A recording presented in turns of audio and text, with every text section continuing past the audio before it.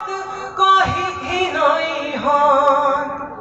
जिन्हें और जानो खोई हन तिन्हीं पारत कही घिनई हन आहन सराजा करी है जब गवन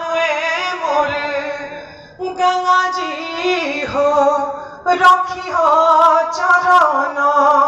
का शरण मोर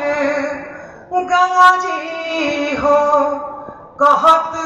भिखारी दास भारी बात रास मोर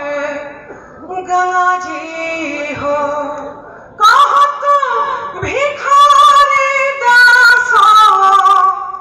भारी बात रास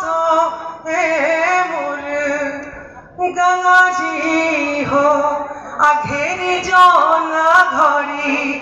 जमगन मोर गंगा जी हो रखी हो